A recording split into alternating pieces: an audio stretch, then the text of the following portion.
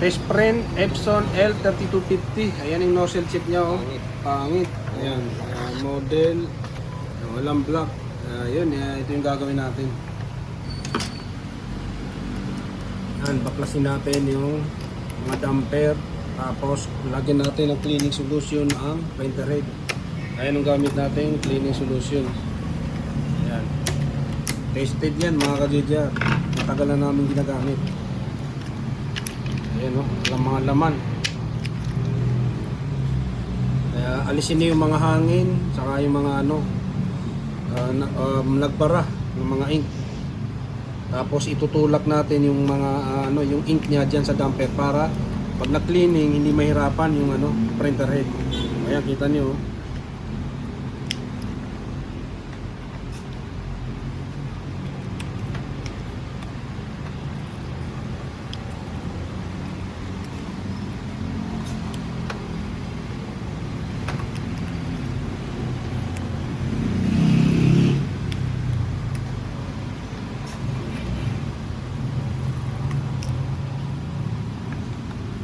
Madalas to nangyayari sa mga Epson. Normal lang po yan kapag hindi nyo madalas ginagamit yung printer nyo. Kaya po may maintenance. Ang ginagawa, pagka okay yung mga printer, nagpo-print once a week para hindi po nagbabara yung mga printer head natin.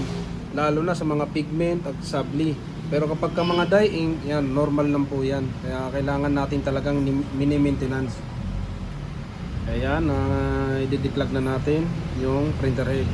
Ito lang yung mga first na gagawin. Kapag kasi hindi nakuha dyan, inaalis yung printer head tapos binababad natin sa cleaning solution. Yan, medyo yan, tumutulo naman. Yan. Kaya ginagalaw yung printer head para nakikita natin tumutulo yung ink at hindi lang tumutulo dun sa isang spot. Kasi pagka once na napuno kasi dun, atras yung ink, pwedeng tamaan yung flex at yung printer head magkaka-shorted o kaya masusunog. Malala, baka madamay pa yung board natin. Ayun, safety tayo. Ayun, black lang yung binombahan kasi yun lang yung wala. Ayan, tara, testing natin.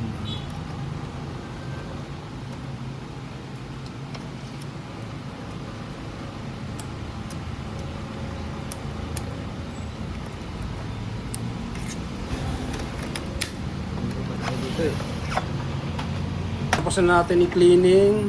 Ayan, tingnan naman natin yung resulta, yung nozzle check. Ayan.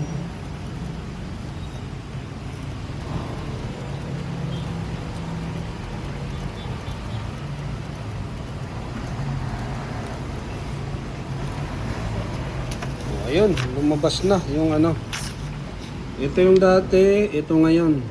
Ayan, may kunti pa, isang cleaning pa. Yun, ganun lang mag-cleaning ng ganitong printer head. Yan, 3250. Kaya huwag niyo pong kalimutan i-like, i-share ang ating video. Maraming salamat.